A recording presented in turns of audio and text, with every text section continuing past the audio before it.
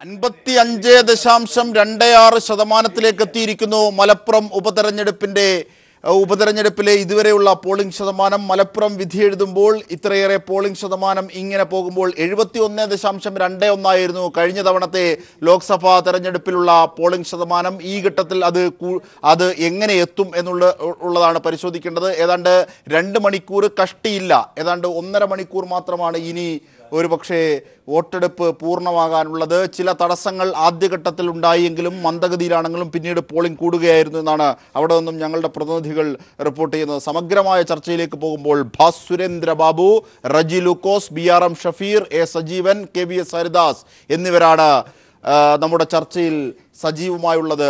ആദ്യം Shri KVS ഹരിദാസിലേക്ക്. Shri KVS Haridas, ദേശീയ രാഷ്ട്രീയത്തിൻ്റെ പ്രതിഫലനമാണ് ഈ തെരഞ്ഞെടുപ്പ് എന്നതൊരു പക്ഷേ പൊതുവിൽ അംഗീകരിക്കപ്പെട്ടതാണ്. മലപ്പുറത്തിൻ്റെ സവിശേഷമായ സ്വഭാവം അതിനെ വ്യതിരിക്തമാക്കുന്നില്ല എന്നും BJPയുമായി ബന്ധപ്പെട്ടവരും കാണുന്നു. അങ്ങനെയാണെങ്കിൽ ഏറ്റവും നിർണായകം ആ പക്ഷത്തിന് തന്നെയാണ് ഈ തെരഞ്ഞെടുപ്പ്. പോളിംഗ് ശതമാനം ഇത്രയേറെ ഉയരുന്ന ഒരു ഘട്ടത്തിൽ എങ്ങനെയാണ് KVS ഇതിനെയൊക്കെ വിലയിരുത്താനാകുന്നത് ഈ ഘട്ടത്തിൽ?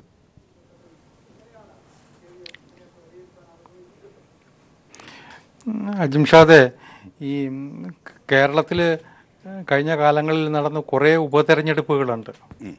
ഇപ്പോൾ പിറവം മുതൽ അരുവിക്കര വരെയുള്ള നിയമസഭാ ഉപതെരഞ്ഞെടുപ്പ്, അതിലൊക്കെ കണ്ടിട്ടുള്ള ഒരു ആവേശവും മറ്റും എനിക്ക് തോന്നണില്ല മലപ്പുറത്ത് ഇത്തവണ ഉണ്ടായിരുന്നുവെന്ന്. ഒരുപക്ഷെ ലോക്സഭാ ഉപതെരഞ്ഞെടുപ്പ് ആയതുകൊണ്ട് ഒരു നിയമസഭാ നിയോജകമണ്ഡലത്തിൽ ശ്രദ്ധിക്കുന്നത് പോലെ ഫോക്കസ് ചെയ്യാനായിട്ട് ചിലപ്പോൾ കഴിഞ്ഞിട്ടുണ്ടാവില്ല രാഷ്ട്രീയ കക്ഷികൾക്കും സ്ഥാനാർത്ഥികൾക്കും ഒക്കെ. അതുകൊണ്ടാവാം നമുക്കത് ഫീൽ ചെയ്യാത്തത്. അതുകൊണ്ട് തന്നെ ആ ഒരു പ്രചരണത്തിൻ്റെ തീക്ഷ്ണതയുണ്ടല്ലോ, അത് നമുക്ക് പലപ്പോഴും തോന്നിയിരുന്നില്ല എന്നൊരു പരമാർത്ഥം തന്നെയാണ്. കാര്യങ്ങൾ നടന്നിരുന്നു, ചട്ടപ്രകാരം എല്ലാവരും സ്ഥാനാർത്ഥികൾ രംഗത്തുണ്ടായിരുന്നു, വീടാന്തരമുള്ള പ്രചരണങ്ങൾ പാർട്ടികൾ നടത്തിയിട്ടുണ്ട്, അതൊക്കെ ശരിയാണ്. അതിനപ്പുറത്തേക്കുള്ള ഒരു ഉപതെരഞ്ഞെടുപ്പിന് സാധാരണ കേരളത്തിൽ കാണുന്ന തീക്ഷ്ണത, ലോക്സഭാ ഉപതെരഞ്ഞെടുപ്പ് മുമ്പ് കേരളത്തിൽ നടന്ന എൻ്റെ ഓർമ്മ ശരിയാണെങ്കിൽ എറണാകുളത്തായിരിക്കണം. എറണാകുളത്തെ MA ജോണും സെബാസ്റ്റ്യൻ പോളും ഒക്കെ മത്സരിച്ച K കരുണാകരൻ്റെ DACയുടെ കാലത്ത് 2004 എൻ്റെ ഓർമ്മ തെരഞ്ഞെടുപ്പാണ്. പക്ഷെ അന്ന് കണ്ട പോലുള്ള ഒരു ആവേശമോ ഒരു തീക്ഷ്ണതയോ ഇത്തവണ കണ്ടില്ല എന്നുള്ളതാണ് എനിക്ക് തോന്നണേ. എന്നാൽ പോലും പിന്നെ ഇപ്പോൾ പോളിംഗ് ശതമാനത്തെക്കുറിച്ച് താങ്കൾ സൂചിപ്പിച്ചതുപോലെ ഇപ്പോൾ 55% കഴിഞ്ഞു. ഇനിയുള്ള മണിക്കൂറുകളിൽ 1.5 മണിക്കൂറിൽ നമുക്ക് പ്രതീക്ഷിക്കാവുന്നത് 2014 ഒരു 71-72 ഞാൻ കരുതുന്നത്. കാരണം വൈകുന്നേരം വെയിലാറിക്കഴിഞ്ഞാൽ ഈ ചൂടിൻ്റെ ഒരു വല്ലാത്ത വിഷം ഉള്ളതുകൊണ്ട് ആൾക്കാർ കുറച്ചുകൂടിയൊക്കെ പോളിംഗ് ബൂത്തിലേക്ക് എത്തിയേക്കാം. അതാണ് പ്രത്യക്ഷത്തിൽ കാണുന്ന ഒരു ട്രെൻഡ്. അതിനപ്പുറത്തേക്ക് പോളിംഗിൽ വലിയ വ്യത്യാസം ഉണ്ടാവാൻ പോകുന്നു എനിക്ക് തോന്നണില്ല. പിന്നെ അജിംഷാദ് സൂചിപ്പിച്ച ദേശീയ രാഷ്ട്രീയത്തിൻ്റെ പ്രസക്തിയാണ്. സ്വാഭാവികമാണ്, ഇത് ലോക്സഭാ തെരഞ്ഞെടുപ്പാണ്. ലോക്സഭാ തെരഞ്ഞെടുപ്പിൽ അവിടെ ചർച്ച ചെയ്യപ്പെടേണ്ടിയിരുന്നത് സത്യത്തിൽ ഒരു ദേശീയ രാഷ്ട്രീയമാണ്.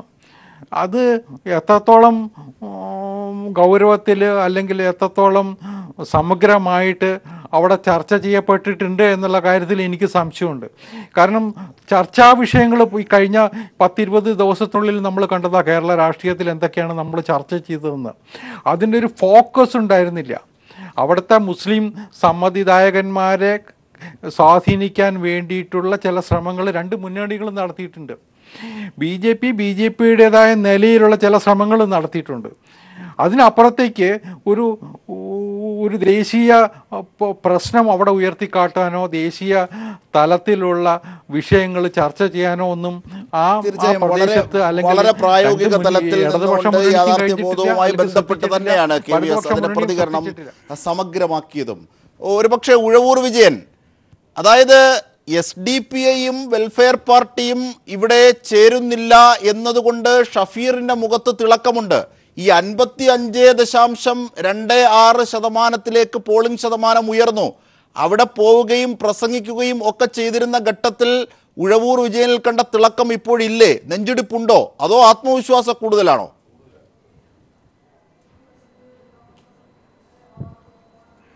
നെഞ്ചിടിപ്പ് ഒരിക്കലും ഉണ്ടാകാറില്ല. മലപ്പുറം പാർലമെൻറ്റ് നിയോജക മണ്ഡലത്തിൽ ഇടതുപക്ഷ ജനാധിപത്യ മുന്നണിക്ക് വേണ്ടി 57 മീറ്റിങ്ങിൽ പ്രസംഗിച്ചയാളാണ് ഞാൻ. 7 അസംബ്ലി നിയോജക മണ്ഡലത്തിൻ്റെ മുക്കിലും മൂലയിലും കടന്നു ചെന്ന് പ്രസംഗിക്കുക മാത്രമല്ല, കുടുംബയോഗങ്ങളിൽ കൂടുതലായ ആളുകളെ നേരിട്ട് കാണാനും അവസരമുണ്ടായി. അപ്പോഴൊക്കെ എനിക്ക് മനസ്സിലായത് സ്ത്രീകളുടെ ഒരു വമ്പിച്ച മുന്നേറ്റം അവിടെ ഉണ്ടായിട്ടുണ്ട് എന്ന് തന്നെയാണ്. പിന്നെ ഈ SDPIയും അതുപോലെയുള്ള വർഗീയ സംഘടനകളെയും മുസ്ലിം ലീഗ് കൂട്ടിച്ചേർത്ത് ന്യൂനപക്ഷ വർഗീയത ഇളക്കി വിടുന്നതിൽ കോൺഗ്രസും ഇവരും മത്സരിച്ച് മുമ്പോട്ട് പോവുകയായിരുന്നു. BJPയെ സംബന്ധിച്ചിടത്തോളം അവർ ഈ തെരഞ്ഞെടുപ്പിൽ ഒരു പുതുമയായി കൊണ്ടുവന്നത് ബീഫ് കഴിക്കാം, ബീഫ് ഞങ്ങൾ തരാം ഇലക്ഷനിൽ എന്നുള്ളൊരു പുതിയ മുദ്രാവാക്യം. നേരത്തെ ബീഫ് കഴിച്ചാൽ കൊല്ലുമെന്നായിരുന്നു, ഇപ്പോൾ ബീഫ് കഴിച്ചില്ലേ കൊല്ലും എന്നുള്ള നിലയിലായിരുന്നു. അങ്ങനെ വിചിത്രമായൊരു പ്രചരണമായിരുന്നു അവരുടെ. ഇടതുപക്ഷ ജനാധിപത്യ മുന്നണി ദേശീയ രാഷ്ട്രീയം മാത്രമല്ല, മതേതരത്വത്തിനാണ്, മതേതര ഇന്ത്യ, അതായിരുന്നു ഞങ്ങളുടെ ലക്ഷ്യം. അതിന് തുരങ്കം വെക്കുന്നു. അതിന് കോൺഗ്രസ് ഇപ്പോൾ BJPയിലോട്ട് ഒഴുകിക്കൊണ്ടിരിക്കുകയല്ലേ. കോൺഗ്രസിൻ്റെ ഓഫീസ് BJPക്ക് വാടകയ്ക്ക് കൊടുക്കേണ്ട ഒരവസ്ഥയിലാണ് അവർ ചെന്ന് നിൽക്കുന്നത്. അതുകൊണ്ട് പിന്നെ വോട്ട് ചെയ്യാനിപ്പോൾ ആളുകൾ താമസിച്ചത് എനിക്ക് തോന്നുന്നത് വണ്ടിക്കൂലി എടുക്കാനായിട്ട് ATMയിൽ നിന്ന് പറ്റുന്നില്ലല്ലോ.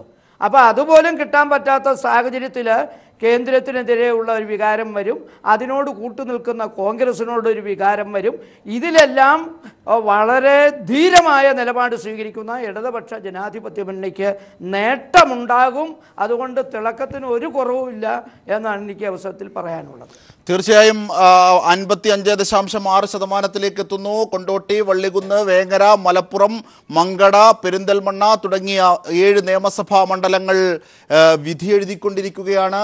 ലോക്സഭാ മണ്ഡലത്തിലേക്കുള്ള അവരുടെ ജനപ്രതിനിധിയെ തിരഞ്ഞെടുക്കാൻ തീർച്ചയായും അതിൻ്റെ പോളിംഗ് ശതമാനവും സമഗ്രമായ വിവരങ്ങൾക്കുമായി ഞങ്ങളുടെ പ്രതിനിധികൾ ഉടൻ തന്നെ ചേരുന്നതാണ്. തീർച്ചയായും അതിലേക്ക് നമുക്ക് പോവുകയും ചെയ്യാം. ശ്രീ A. സജീവൻ, വളരെ ഗൗരവമായ ഒരു രാഷ്ട്രീയ പശ്ചാത്തലം ഇന്ത്യയിൽ നിൽക്കുമ്പോഴാണ് അതിൻ്റെ ഒരു പക്ഷത്ത് ഒരു പക്ഷേ ഇരകളാകുന്നു എന്ന് ഭയപ്പെടുന്ന വിഭാഗം കൂടുതലുള്ള ഒരു മണ്ഡലം വിധിയെഴുതുന്നത്. ഒരു പക്ഷേ ആ മണ്ഡലത്തിൻ്റെ സ്വഭാവം കീഴ്വഴക്കങ്ങളിൽ അധിഷ്ഠിതമായി അങ്ങനെ അങ്ങ് ഓടും, പണ്ടോടിയതുപോലെ എന്ന് പൂർണ്ണമായി കരുതാനാകുമോ?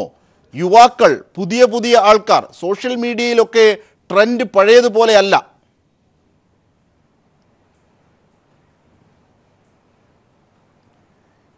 അല്ല, ആ മണ്ഡലത്തിൻ്റെ പഴയ അവസ്ഥ എന്ന് പറഞ്ഞാൽ ഒരിക്കലും മാറി ചിന്തിച്ച മണ്ഡലമാണ്. അപ്പോൾ അതുകൊണ്ട് കീഴ്വഴക്കത്തിലൊരു പ്രശ്നമുണ്ട്. 2004 മാറി ചിന്തിച്ച മണ്ഡലമാണ് മഞ്ചേരി. അതാണ് പിന്നീട് മലപ്പുറമായി മാറിയത്.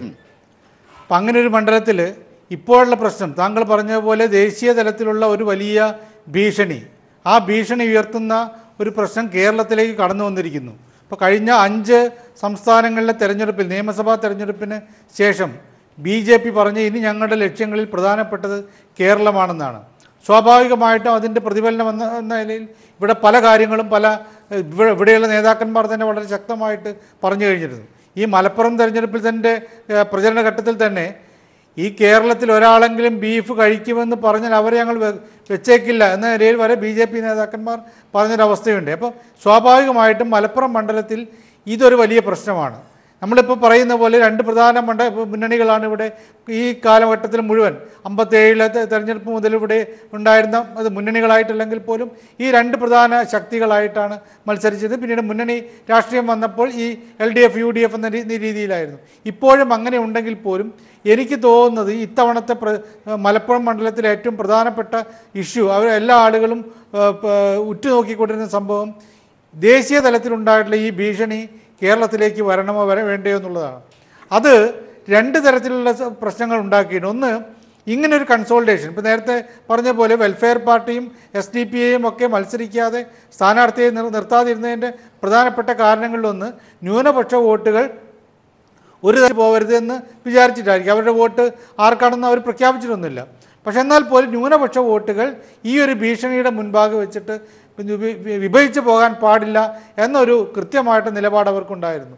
അതേസമയത്ത് ഇങ്ങനെയുള്ളൊരു കൺസോൾട്ടേഷൻ വരികയും കോൺഗ്രസിൽ തന്നെ ചില മാറ്റങ്ങൾ KPCC പ്രസിഡൻ്റായിട്ട് ന്യൂനപക്ഷ വിഭാഗത്തിൽപ്പെട്ട ആൾ വരികയൊക്കെ ചെയ്തപ്പോൾ അതൊരു രാഷ്ട്രീയ മുതലെടുപ്പിനുള്ള ആയുധമാക്കി മാറ്റാൻ BJP പരമാവധി ശ്രമിച്ചിട്ടുണ്ട് എന്ന് എനിക്ക് ഈ മേഖലയിൽപ്പെട്ട ഒരാളായി എന്ന നിലയിൽ കൃത്യമായിട്ട് പറയാൻ പറ്റും. വളരെ ശക്തമായിട്ട് പ്രചരണങ്ങൾ ആ രീതിയിൽ കുടുംബയോഗങ്ങളിലൂടെ BJP പ്രചരിപ്പിക്കാനായിട്ട് ശ്രമിച്ചിട്ടുണ്ട്. അപ്പോൾ ഇവിടെയുള്ള ഒരു വലിയ പ്രശ്നമുള്ളത് BJP നടത്തുന്ന ഈ ഒരു പരിശ്രമത്തിന് എത്രമാത്രം റിസൾട്ട് ഉണ്ടാക്കാൻ കഴിയുമില്ല എന്നുള്ളതാണ്.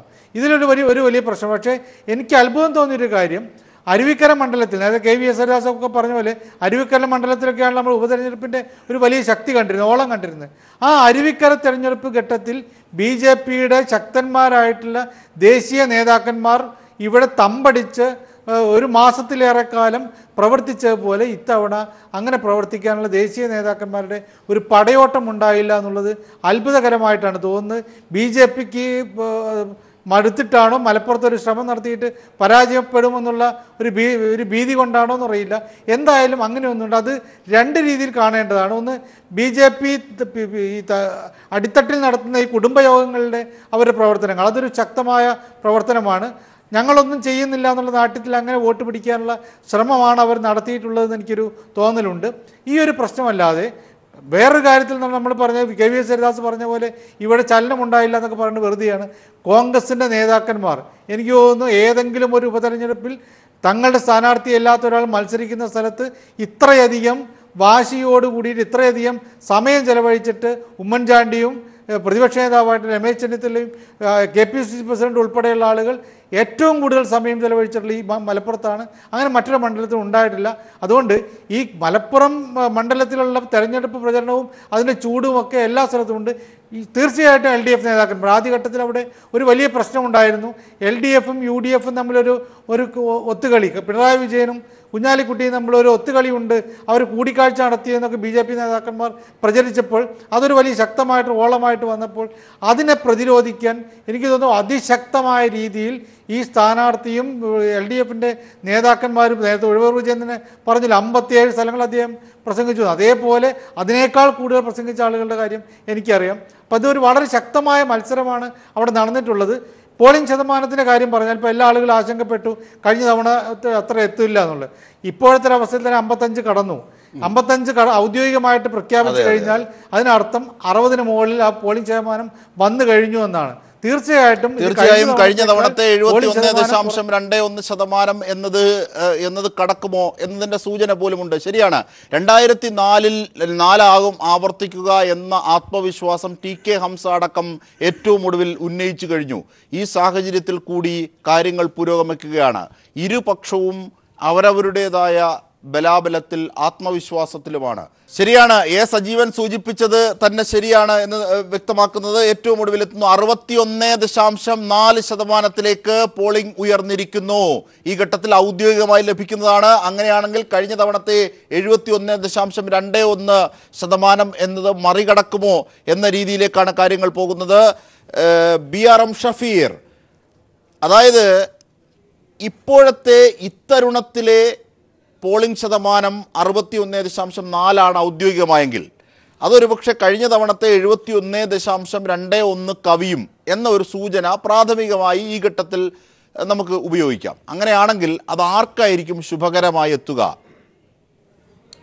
ഏറ്റവും അവസാനം UDFിൻ്റെ റിവ്യൂ കൂടിയപ്പോൾ നമ്മുടെ ഒരു വിലയിരുത്തൽ എന്ന് പറയുന്നത് 75% മുകളിൽ പോളിംഗ് കൂടും. നമ്മുടെ ഭൂരിപക്ഷം 1,25,000 മുകളിലേക്ക് പോകും എന്നുള്ളതാണ്. 1.94 താഴും. ഞാൻ പറയട്ടെ, 1.25 മുകളിൽ ഭൂരിപക്ഷം കിട്ടുമെന്നുള്ളൊരു അസസ്മെൻ്റാണ് ഫസ്റ്റ് അസസ്മെൻ്റായി നമുക്ക് വന്നത്. അപ്പോൾ നിങ്ങളുടെ തിരിച്ചൊരു ചോദ്യം, 1,94,000 താഴ്ന്നത് ഞങ്ങളുടേതല്ലേ എന്ന് ചോദ്യം ഉണ്ടാകും. അന്നത്തെ സാഹചര്യമല്ല ഇന്നത്തെ സാഹചര്യം. അന്നത്തെ സാഹചര്യം എന്ന് പറയുന്നത് PK സൈനബ എന്ന് പറയപ്പെടുന്ന വനിതാ നേതാവിനെതിരായി സമുദായത്തിനകത്ത് കുത്തിത്തിരിപ്പുകൾ ഉണ്ടാക്കിയെടുത്തുകൊണ്ട് ഉണ്ടാക്കിയ ഒരു നെഗറ്റീവ് ഒരു ഡൈവർഷൻ ഉണ്ടായിരുന്നു. മാത്രമല്ല ഈ അഹമ്മദ് സാഹിബിനെ പോലെ ഒരു ലോക പൗരനെതിരായി അത്ര നല്ലൊരു കാൻഡിഡേറ്റ് അല്ല എന്നുള്ള ഒരു വിലയിരുത്തലും അന്നുണ്ടായിരുന്നു. അങ്ങനെയുള്ള ചില സാഹചര്യങ്ങളുണ്ടായിരുന്നു. പക്ഷേ ഇന്നത്തെ സ്ഥിതി എന്താ?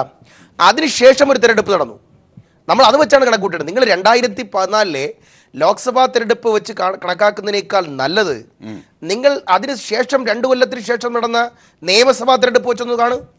ആ നിയമസഭാ തെരഞ്ഞെടുപ്പിൽ ഇടതുപക്ഷ ജനാധിപത്യ മുന്നണിയേക്കാൾ 1,18,000 വോട്ടിന്റെ ഭൂരിപക്ഷമാണ് മലപ്പുറം ലോക്സഭാ മണ്ഡലത്തിൽ ഐക്യ ജനാധിപത്യ മുന്നണിക്കുള്ളത്. അതിൽ തന്നെ 2004 ഇതേ മണ്ഡലത്തിൽ 48,000 പരം വോട്ടിന്റെ ഭൂരിപക്ഷത്തിൽ ശ്രീ ടി.കെ. ഹംസ ജയിച്ചിട്ടുണ്ട്. എന്ന് പറയാം ഇടതുപക്ഷം ജയിക്കാത്ത മണ്ഡലമല്ല. 3 ഇപ്പോൾ തന്നെ 7 മണ്ഡലങ്ങളിൽ പെരിന്തൽമണ്ണ മണ്ഡലത്തിൽ ശ്രീ മഞ്ഞളാംകുഴി അലി എന്ന് പറയപ്പെടുന്ന ലീഗിന്റെ മന്ത്രിയായിരുന്ന നേതാവ് ജയിച്ചത് 579 വോട്ടിനാ. എന്റെ കണക്കുണ്ട്, എനിക്ക് വേണമെങ്കിൽ വെറുതെ തള്ളിയിട്ട് പോവാം. മങ്കട മണ്ഡലത്തിൽ നിങ്ങളുടെ റഷീദ് അലി ഫൈറ്റായി അഹമ്മദ് കബീറിനെതിരെ, ഞാൻ അവിടെയൊക്കെ പോയി പ്രസംഗിച്ച ആളാ, അഹമ്മദ് കബീറിനെതിരായി ജയിച്ചത് 1508 വോട്ടിന്റെ ഭൂരിപക്ഷം മാത്രമേ ഉള്ളൂ. നിങ്ങൾക്കറിയോ അവിടെ മഞ്ചേരി ഉൾപ്പെടെയുള്ള സ്ഥലങ്ങളിൽ നെക്ക് ടു നെക്ക് ഫൈറ്റ് കഴിഞ്ഞ നിയമസഭാ തെരഞ്ഞെടുപ്പിൽ നടന്നു. വള്ളിക്കുന്ന് മണ്ഡലത്തിൽ ഇടതുപക്ഷ ജനാധിപത്യ മുന്നണി അവസാനത്തെ തെരഞ്ഞെടുപ്പിൽ ജയിച്ചത് 12,610 വോട്ടിനാ. എന്ന് പറഞ്ഞാൽ 7 മണ്ഡലങ്ങളിൽ 4 മണ്ഡലങ്ങളിൽ ഇടതുപക്ഷ ജനാധിപത്യ മുന്നണിയും ഐക്യ ജനാധിപത്യ മുന്നണിയും തമ്മിലുള്ള വ്യത്യാസം വളരെ നോർമലായിരുന്നു എന്നുള്ള ഇടതുപക്ഷത്തിന്റെ അവസാനത്തെ റിസൾട്ട് കൂടി ചേർത്ത് വെച്ച് വേണം നിങ്ങൾ രാഷ്ട്രീയ പണ്ഡിതന്മാർ വിലയിരുത്താൻ.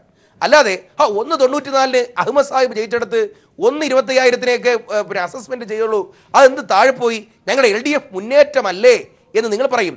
ഞങ്ങളിപ്പോഴും പറയുന്നു, കഴിഞ്ഞ നിയമസഭാ തെരഞ്ഞെടുപ്പിൽ ശ്രീ കുഞ്ഞാലിക്കുട്ടി സാഹിബ് വേങ്ങരയിൽ നിന്ന് ജയിച്ച 42,632 വോട്ടിന്റെ ഭൂരിപക്ഷം അതേ ഒറ്റ മണ്ഡലത്തിൽ നിന്നുണ്ടായി. ആ മണ്ഡലം ഉൾപ്പെടെയുള്ള മണ്ഡലങ്ങളിൽ ഗണ്യമായ ഭൂരിപക്ഷം നമുക്ക് ഉണ്ടാകുമെന്നും ഐക്യ ജനാധിപത്യ മുന്നണി വൻപിച്ച ഭൂരിപക്ഷത്തിൽ ജയിക്കുമെന്നുള്ള അസസ്മെന്റ് തന്നെയാണ് ഞങ്ങളുടെ ഫസ്റ്റ് റൗണ്ട് ഉള്ളത്. പിന്നെ നേരത്തെ എൻ്റെ ബഹുമാന്യ നേതാവ് ശ്രീ ഉഴവൂർ സാർ പറഞ്ഞൊരു വാചകമുണ്ട്. അദ്ദേഹം തമാശയിൽ, ഉഴവൂർ വിജയ സാർ കോൺഗ്രസിന്റെ നേതാവല്ലേ, പറയാതിരിക്കാമല്ലോ സംഗതി. അപ്പോൾ ഉഴവൂർ വിജയ സാറിന്റെ ആ കണ്ണിങ് എന്താണെന്നറിയോ? അതിനകത്ത് ഇങ്ങനെയാണ് പറഞ്ഞു പോയത്, കോൺഗ്രസിൽ നിന്ന് BJPയിലേക്ക് വല്ലാതെ ഒഴുകുകയാണ്. എൻ്റെ പൊന്നു ഉഴവൂർ സാറേ, നിങ്ങൾ നന്നായി രാഷ്ട്രീയ സമഗ്രമായി പഠിക്കുന്ന ഒരാളാണ്. കഴിഞ്ഞ 10 കൊല്ലത്തിനിടയിൽ കോൺഗ്രസ് പാർട്ടിയിൽ നിന്നോ ഐക്യ ജനാധിപത്യ മുന്നണിയിൽ നിന്നോ ഒരു കുഞ്ഞു പോലും, ഒരു കുട്ടി നേതാവ് പോലും BJPയിലേക്ക് പോയിട്ടില്ല. എന്നാൽ ഏറ്റവും 987 നയനാർ മന്ത്രിസഭയിലെ ധനകാര്യ വകുപ്പ് മന്ത്രി വിശ്വനാഥൻ സാറ് ഇപ്പോൾ ഹരിദാസ് സാറിൻ്റെ പാർട്ടിയിലാണ്. അതിനുശേഷം നിങ്ങളുടെ കൂടെ നിങ്ങളുടെ ഉഴവൂർ സാറിൻ്റെ അടുത്ത ബെഞ്ചിലിരിക്കുന്ന ഫോട്ടോസ് ഇപ്പോഴും പിന്നെ AK സെന്ററിൻ്റെ ഫോട്ടോ കാണിക്കുന്നുണ്ട്. PC തോമസ് ഇന്ന് NDA മുന്നണിയിലാണ്. നിങ്ങളുടെ ഉഴവൂർ വിജയ സാറിൻ്റെ വീട്ടിൽ നിന്ന് 16 കിലോമീറ്റർ അപ്പുറത്തുള്ള കാഞ്ഞിരപ്പള്ളിയിലെ അൽഫോൺസ് കണ്ണന്താനം കമ്മ്യൂണിസ്റ്റ് മാർക്സിസ്റ്റ് പാർട്ടിയുടെ സുധീരനായ ഒരു MLA ആയിരുന്നു. അദ്ദേഹം MLA സ്ഥാനത്തോടൊപ്പമാണ് BJPയിലേക്ക് പോയത്. ഞാനൊരു ഉദാഹരണം പറഞ്ഞതേ ഉള്ളൂ, ഞാൻ ആരെ തമാശയായിട്ട് പറഞ്ഞതല്ല.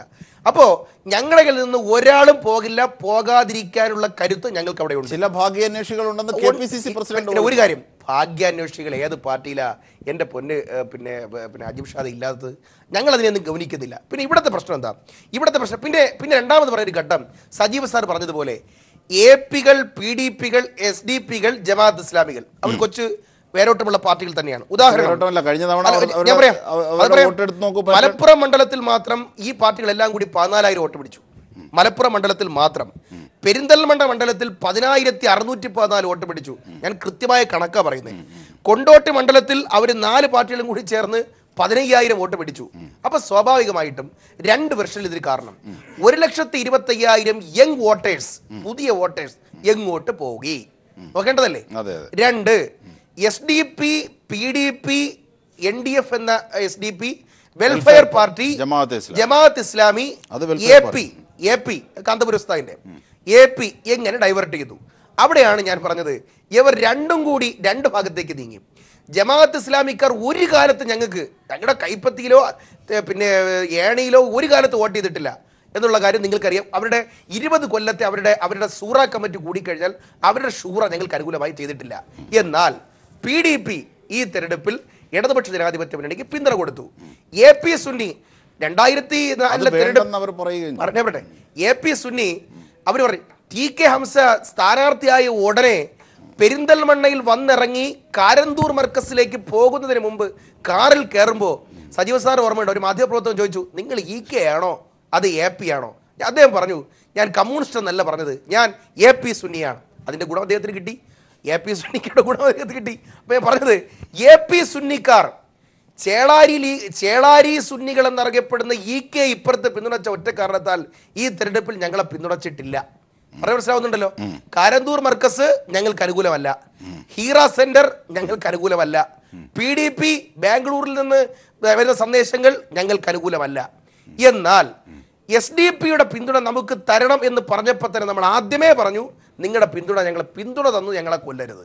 അപ്പോൾ ഞാൻ പറഞ്ഞു വന്നത്, സകലമാന വർഗീയ പാർട്ടികളുടെയും പിന്തുണ ഇല്ലാതെ തന്നെയാണ് കുഞ്ഞാലിക്കുട്ടി സാഹിബ് മത്സരിക്കുന്നത്. പക്ഷേ എവരുടെ പിന്തുണ ഇപ്പുറത്ത് വരുന്നു എന്ന് വല്ലാതെ തെറ്റിദ്ധരിച്ചുകൊണ്ട് സഖാവ് കോടിയേരി അദ്ദേഹം കൊണ്ടോട്ടിയിൽ നടത്തിയൊരു പ്രസംഗത്തിൽ പറയുണ്ടായി, യോഗി ആദിത്യനാഥിനെ പോലെയാണ് ഹൈദരലി ശിഹാബ് തങ്ങൾ. അവിടെ സംഗതി പഴച്ചു. കോടിയേരി സഖാവ് വിചാരിച്ചത് ഈ യോഗി ആദിത്യനാഥിനോടൊപ്പം പാണക്കാട് തങ്ങളെ ചേർത്ത് പിടിച്ചാൽ ഭൂരിപക്ഷ സമുദായത്തിൽ നിന്ന് ഇപ്പൊ BJPക്ക് വലിയ പ്രസക്തി ഈ മണ്ഡലത്തിലില്ല, കുറച്ചോട്ട് അവർക്ക് 64,000 വോട്ടേ കിട്ടിയിട്ടുള്ളൂ, അതിൽ നിന്ന് കുറച്ചോട്ടുകൾ ഇങ്ങോട്ട് കിട്ടിയേക്കും എന്നുള്ള ധാരണയിലാണ് കോടിയേരി സഖാവ് പറഞ്ഞത്.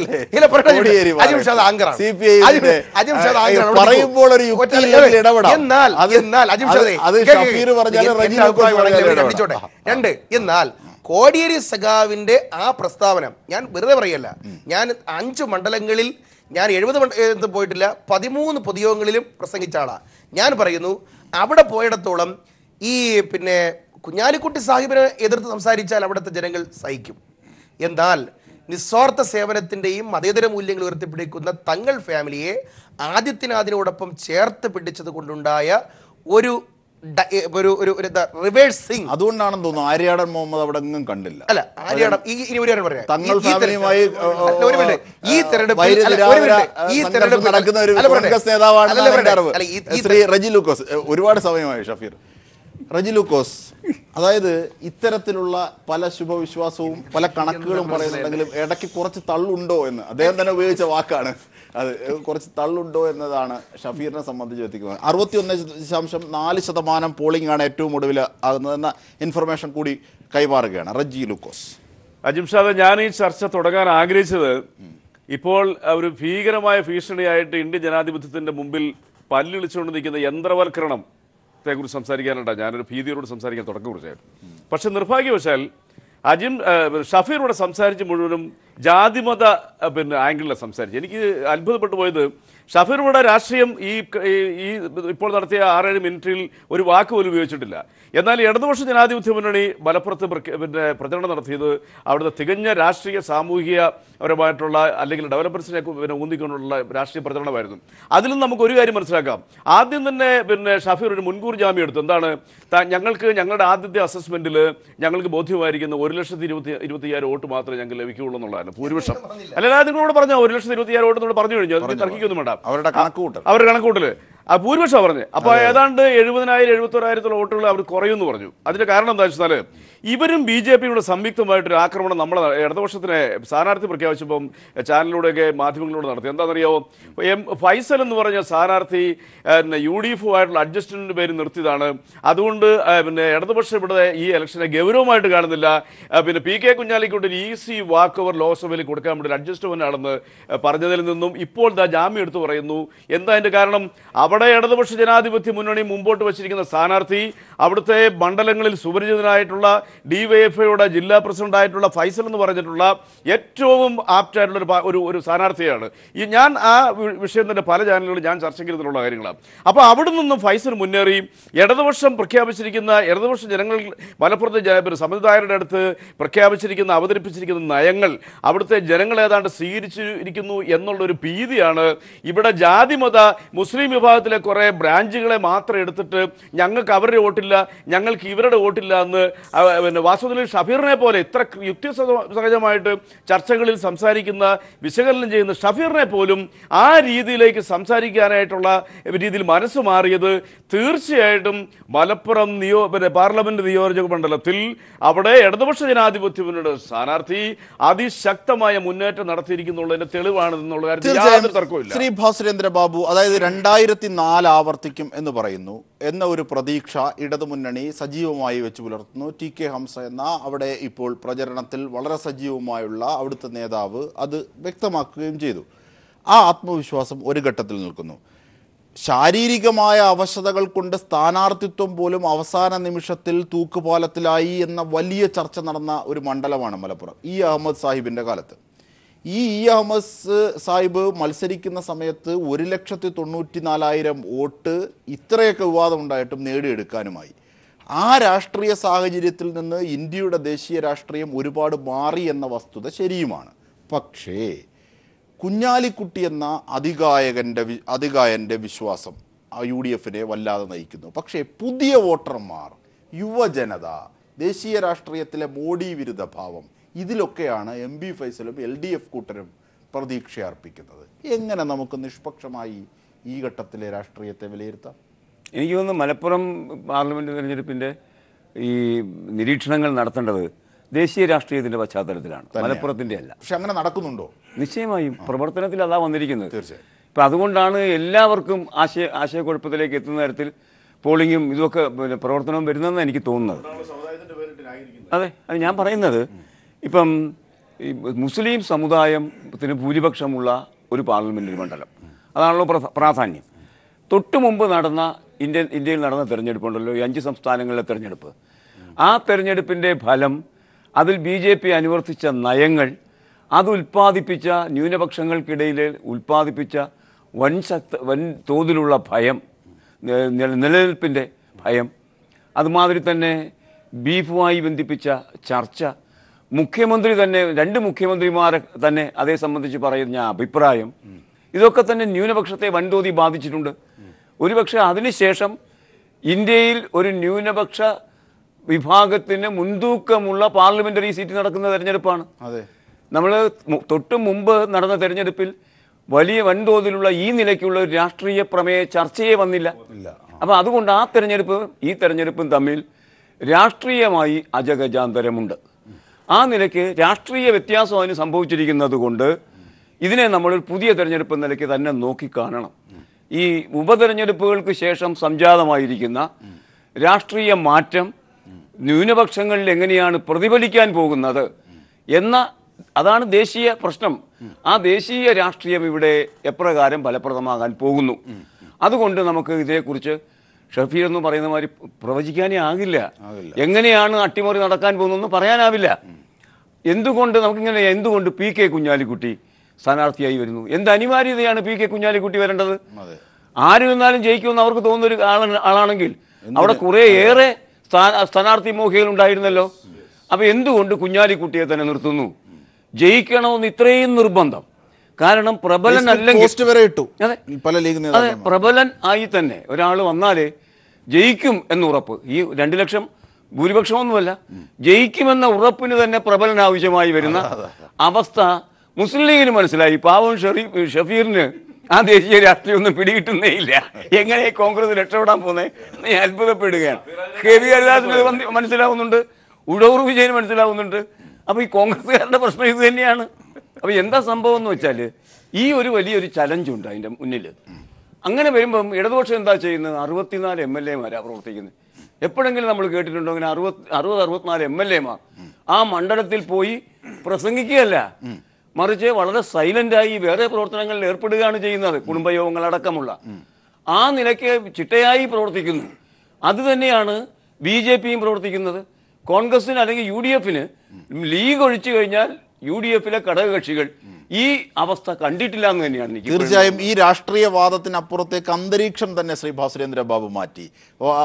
വളരെ കൺവിൻസിംഗ് ആയി അദ്ദേഹത്തിൻ്റെ വിലയിരുത്തലുകൾ പറയുകയും ചെയ്തു. തീർച്ചയായും ചർച്ച പുരോഗമിക്കുമ്പോൾ 61.4% പോളിംഗ് ആണ് ഏറ്റവും പുതിയതായി ഔദ്യോഗികമായ കണക്ക്. സജീവൻ, ഇപ്പോൾ എങ്ങനെ തോന്നുന്നു? ഔദ്യോഗികമായി 61.4 എങ്കിൽ സ്വാഭാവികമായി അതിൻ്റെ ഒരു വിലയിരുത്തൽ എങ്ങനെ പോകുമെന്ന് നമുക്കറിയാം. തീർച്ചയായിട്ടും ഞാൻ നേരത്തെ പറഞ്ഞ പോലെ കഴിഞ്ഞ തവണത്തേതിനേക്കാൾ കുറവായിട്ടുള്ളൊരു പോളിംഗ് ശതമാനമായിരിക്കില്ല ഇപ്രാവശ്യം ഉണ്ടാവുക. ഇനിയും സമയമുണ്ട്. ഇപ്പോഴത്തെ ഇതിൽ 5 മണിയാവുന്നതേ ഉള്ളൂ. 1 മണിക്കൂർ വരെ ആളുകൾക്ക് അതിനകത്ത് കയറാം. അത് കഴിഞ്ഞ് അവർ കയറിയിട്ട ആളുകൾക്ക് മുഴുവൻ വോട്ട് ചെയ്യാനുള്ള അവകാശമുണ്ട്, സമയമുണ്ട്. അപ്പം അതുകൊണ്ട് ഈ പോളിംഗ് കഴിയുമ്പോഴേക്കും ഈ വെയിലിൻ്റെ ചൂട് മറ്റും മാറിയിട്ട് ആളുകൾ എത്തിയിട്ട് സമയം പോലെ വോട്ട് ചെയ്താൽ പോലും ഈ 70-ന് മുകളിലേക്ക് 72-ന് മുകളിലേക്ക് പോകാനുള്ള സാധ്യത വളരെ കൂടുതലാണ്. അപ്പോൾ വളരെ വാശിയില്ലാത്ത തെരഞ്ഞെടുപ്പല്ല, വളരെ വാശിയുള്ള തെരഞ്ഞെടുപ്പ് തന്നെയാണ് ഇപ്പോൾ മലപ്പുറത്ത് നടക്കുന്നത്. അതിന് പ്രധാനപ്പെട്ട കാരണം എല്ലാ ആളുകളും സൂചിപ്പിച്ച പോലെ ദേശീയ രാഷ്ട്രീയത്തിലെ പ്രശ്നമാണ്. ദേശീയ രാഷ്ട്രീയം ഭീഷണിയായി കാണുന്നുണ്ട്. ദേശീയ രാഷ്ട്രീയത്തിൽ ഇപ്പോഴത്തെ അവസ്ഥകൾ അവസരമായി കാണുന്ന BJP ഉണ്ട്. ഇതേപോലുള്ള അവസ്ഥകളുള്ളതുകൊണ്ട് പരമാവധി വോട്ട് പിടിക്കാനായിട്ട് ഓരോ വിഭാഗവും വളരെ ശക്തമായിട്ട് നടക്കുന്നുണ്ട്. അപ്പം BJP അവരുടെ തന്ത്രങ്ങൾ, അവരുടെ പ്രധാനപ്പെട്ട നേതാക്കന്മാർ വന്നില്ലെങ്കിൽ പോലും അവർ തന്ത്രത്തിലൊരു പിന്നിലൊന്നുമില്ല. അവർ എത്ര വോട്ടുകൾ പിടിക്കാൻ പറ്റും അത്രയും ജയമെന്നവരൊക്കെ അവർ ജയിക്കുമെന്നൊക്കെ ഇപ്പോൾ നേരത്തെ പറഞ്ഞിരുന്നെങ്കിൽ പോലും അതിൻ്റെ സാധ്യത, അതിൻ്റെ വിദൂരമായ സാധ്യത പോലും ഇല്ല എന്നുള്ള കാര്യം എല്ലാവർക്കും. പക്ഷേ അവർക്ക് നേരത്തെ കിട്ടിയതിനേക്കാൾ എത്ര ശതമാനം വോട്ട് കൂടുതൽ കിട്ടും, അത് മലപ്പുറത്തിൻ്റെ മാത്രം ഒരു സൂചകമല്ല. അത് കേരളത്തിൽ ഇനി വരാൻ പോകുന്ന തെരഞ്ഞെടുപ്പുകളിൽ BJPക്ക് ഇവിടെ കൊടുക്കാവുന്ന ഒരു ആത്മവിശ്വാസത്തിന് സാധ്യതയാണ്.